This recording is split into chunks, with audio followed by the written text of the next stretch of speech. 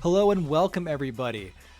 The Marvel Snap new OTA just dropped today. Is this the massive shakeup to the meta we've all been waiting for? Well, no. This is largely a nothing burger OTA, but there still are some very important details to know about from this OTA to understand where things are going to be going for the next couple of weeks, which decks are going to continue to be dominant, and if there's any sort of shakeups, even slight, it's important to understand because it could impact what you're seeing on the ladder, even if it's not something you yourself are playing.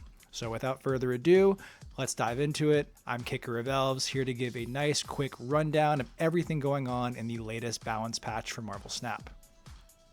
So let's start with what they label as the biggest update here. This is a change to the card Sparky.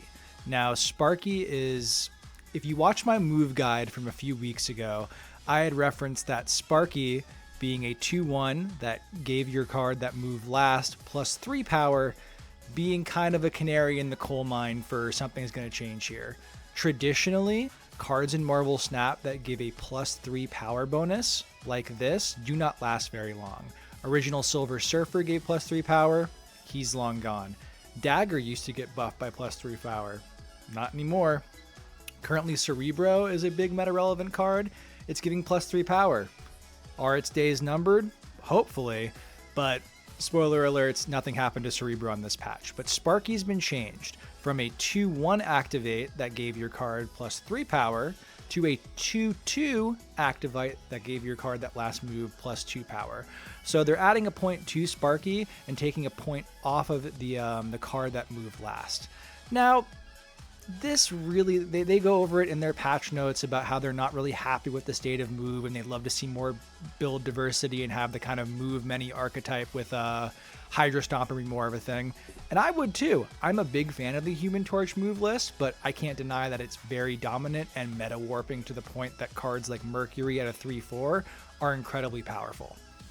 Now, the problem with this update here and why this is, they're saying this is their biggest change, and I think this does nothing. Sparky giving plus 2 to Human Torch versus plus 3. As Human Torch is bouncing around doubling, yes, it's going to bring his power down a little bit, and it does take some of the ceiling off of his power. But when you're doing stuff with Human Torch, by the time you're moving Sparky is often going to be the last time you move it. You're doubling it when it's, 13 power instead of 16 power. You're doubling it when it's 24 power instead of 26 power. Yes, that does take some of the ceiling off. Yes, that is less power, but Torch is getting so big in these lists that it's winning a lane outright. Does it matter if you're 29 instead of 26? Sometimes, but you've got other cards in there, and Torch is so strong that it's a -1 on the power it's getting from Sparky isn't going to take it from its meta dominant spot. If anything, this is by no means a buff. This is obviously a nerf to Sparky, but the fact that this is another card that getting a little bit of extra points of power, I'm never worried about my Human Torch lane when I'm playing move. I'm not thinking, oh God, how can I get my Human Torch bigger to win this location? 9 out of 10 times when I'm drawing correctly and playing that well, I'm not even thinking about that location. I'm picking, okay, where's Human Torch going to go? Great. It's 70 power over there. I'm thinking about how I'm winning that other location by stealing it with a Juggernaut. And Sparky getting an extra point of power, that's just one additional thing that can make you stealing that location with a Juggernaut that much easier. So, in short, I think Move will still continue to be the best deck. It will still warp the meta and make decks that run Mercury Cannonball stuff like the Vayne list I covered earlier this week, like those kinds of decks still be the dominant ones because Move is just so strong, and that is such an easy way to go over the top or prevent it from going over the top of you by slapping down a Mercury.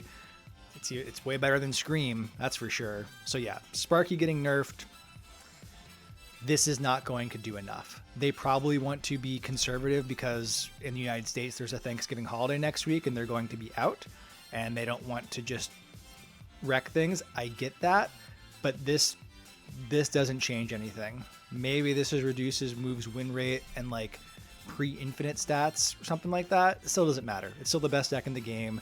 It is still making Mercury single-handedly meta relevant. And yeah, I know some people were hoping Human Torch got hit, but that very much did not happen. Next, Storm. They have shaved a point of power off of Storm. In their patch notes, they talk about how, the Storm War Machine Legion combination is very meta warping. I talked about how that was one of the decks I'd use to get to Infinite. And yeah, sure, I get it, but this change does make sense. This does not stop you from doing Storm War Machine Legion stuff. If you still successfully pull off that combo and your opponent does not have a turn 6, that one less point of power doesn't matter. This doesn't do anything to actually stop that combo from going off. What this does do is when you're not drawing perfectly and you're not going Storm into War Machine into Legion in that order, this makes it a little bit harder for that deck to clear those Storm locations, which addresses a little bit of its win rate. This might scare some people off from playing it. That deck's still phenomenal, but on its face, it does make sense of like, hey, we're not destroying this combo, which honestly, that part doesn't make sense. They're saying that's the problem. Do something about Legion's text maybe, versus continuing to do these 1z, 2z bumps to Storm. But this makes it so if you're not doing that combo perfectly, your deck performs a little bit worse. I get where they're coming from, but this doesn't actually stop the very oppressive and annoying board lockdown on turn 6 for your opponent combo from going off. So what's the point of destroying what's left of the Cerebro 2 list that we're running around? I'm not sure. Zombie Galacti is getting a point of power. They hem and haw about they want to be super conservative with this, and I understand where they're coming from. I would have been fine with them not even touching this. If this gets any better, it just starts becoming Hela. Hela is a terrible deck to play against. It is a terrible designed experience. Similar to how I said Gambit was my most hated card in the game. When it's just pure randomness and your whole is just like, here you go, deal with this. Sure, hopefully I don't play into the right spots. It just doesn't feel great. Zombie Galacti is, Doom 2099 tier bad, and I don't think this changes it. But I do, I appreciate them giving it a shot. I don't think this makes it much better. It seems like the best lists using Zombie Galacti were still doing Conchu stuff, in which case the power buff doesn't matter. I was just playing against Zombie Galacti last night, and they got their Shuri combo off, and it still came down, and it was a 7-10, and it made a couple other 10 power cards, and yeah, it is just very difficult for this to do what it wants to do, but I honestly think that's okay. I think Second Dinner, I look at this and this really just makes me think, I think Second Dinner needs to take a long, hard look at how they design cards that would have been called big bads. Back in the original launch months of the game, cards like Thanos, Galactus, and Kang the Conqueror, LOL, were called big bad cards, and even High Evolutionary when that released in May or April of 2023. These were cards that had these big, game warping effects. Sometimes they'd have these crazy, start animations for Thanos and High Evolutionary. Look at their recent big bad cards, Zombie Galacti, Dormammu, Infinity Ultron. These are all cards that are very, very weak. And you look at a card like Agamotto from earlier this year, and it shows they can do it. They can do a cool game warping big bag design, not have it be totally broken. And Zombie Galacti is just a huge miss. I would not say this change makes me want to recommend you go pick up the card now. If you bought it and you were having fun with it, sure, do some meme stuff in Conquest where it doesn't matter. But if you were trying to hit Infinite or push a new record on the Infinite leaderboard, Zombie Galacti is not a card you should be getting. Orca. Yeah, 6 costs are kind of weird. You have to dedicate your entire turn 6 to them, unless you're doing some energy cheat stuff. It getting a 2-point power buff to go up to +7 versus +5. That's not nothing. When I was doing my video earlier this week about the 2 decks I used to get to Infinite, in the Storm War Machine Legion lockdown list, no less, I had talked about how, hey, if you don't have Galactus First Steps, you can do Giganto. Now I might recommend using Orca as a budget option there. I'm not going to be playing this card, but when they buff cards in Series 3 and lower that everybody has, I'm always for it. I'm not going to sit here and be like, oh, Orca is meta now. Do your Namor, Namora, Orca lists, and it's going to go off. I'm not here to say that. But generally speaking, increasing the power level of cards that everybody can access for free is always going to be a good thing. So Orca, not going to be a new meta king, but glad that he is better. He is 2 points of power away from the Infinite with the condition that he has to be on his own. Odin. Odin is buffed from a 6'8 to a 6'9.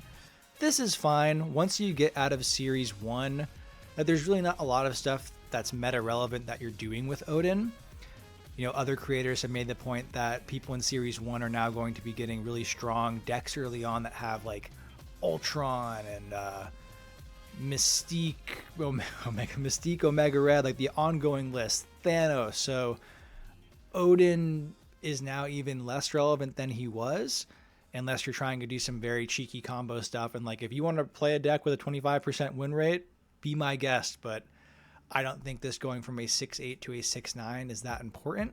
The cards Odin's going to be hitting, like the power is in there. Like you're trying to double your Black Panther, you're trying to hit the Zola that you were able to cheat out on turn 5 and make it copy both Odins and slam in to make the Black Panthers go up to 20 power. It's doing stuff like that. The power on Odin doesn't really matter that much versus what it's doing. But again, early series cards that everybody has, every little bit of power, you know, maybe in 53 OTAs as they keep doing these onesie twosies updates, a lot of the series 1 through 3 cards will be relevant. We can hope, right? Wave 3/5 to 3/6. I actually like this change. I don't think this makes her replace Luna Snow, but I like Wave was very much kind of irrelevant unless you were doing Tribunal stuff or Galactus stuff. I still feel like if I see people not playing the first 2 turns and they play Wave and Snap, you gotta assume Galactus is coming. But yeah, Luna Snow is a 3/6. Making Wave a 3/6 makes sense. I'm for it. I still think Luna Snow is significantly better. The kinds of decks out there in the meta right now want to have that extra energy sustained and are okay giving it to their opponent versus just having one turn where they can cheat out a big, 6-drop card for 4. That's not really what's going on unless you are playing Galactus, in which case, sure, go for it. That's an okay deck. I've seen some cool decks running around the internet that do Galactus stuff. Sure. But again, Series 3 card, getting an extra point of power, I'm all for it. I'm happy they are buffing ramp cards in general. I wish Electro was a playable card. It still kind of isn't unless you're doing Storm War Machine Legion, in which case Electro is there as like a backup plan. But yeah, Wave to 3/6. Go for it. And last, but I guess maybe least, certainly not least, White Queen goes from 3/4 to 3/5. Perfect Series 1 card. 3/5 is a very respectable rate, especially if you're doing 3/5 with upside and getting a little insight on your opponent's, most played card. Maybe if you're playing that first Ghost Rider deck from Cougar that I did a video about the other day, and you're copying your Man Spider, your opponent might be able to snipe that Man Spider with their White Queen.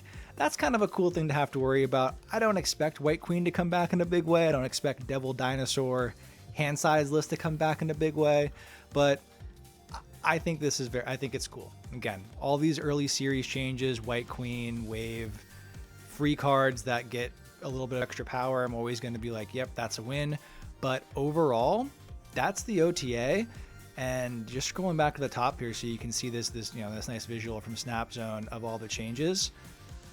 I just don't think this is enough. I'm looking at this being like, why even put this out? Like it's not even a slap on the wrist. It's like you kind of flick them with your pinky on Sparky and Storm, and then sure, yeah, buffs like Zombie Galacti. Maybe shouldn't have made that card. We don't want a second Hela, and then literal 1-point power buffs to everything except for Orca. Like, yeah, I guess I'm just disappointed because the OTA we had where they changed Debris and there was that felt like a bigger swing. We're coming off of a couple months where a lot of tech cards have been nuked from orbit. They've been taking bigger swings. I think that's been really fun and refreshing for the game. So to have a period where move has been so dominant for so long and they kind of barely touch it. And then they're talking about how annoying the Storm War Machine Legion combo is, but the nerf power to Storm doesn't do anything with that particular combo. And then to also be like, but we buffed Orca.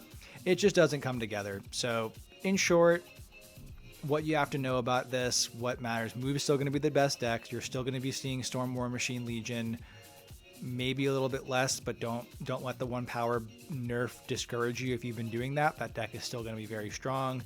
Maybe you'll see somebody playing Zombie Galacti. Honestly, if you see that start animation, you might want to snap turn 1 because this deck is terrible. It's like as bad as Doom 2099. Be on the lookout for Wave into Galactus. Maybe someone's going to meme with that. But yeah, nothing burger of an OTA. Maybe when they come back, we'll get some big shakeups.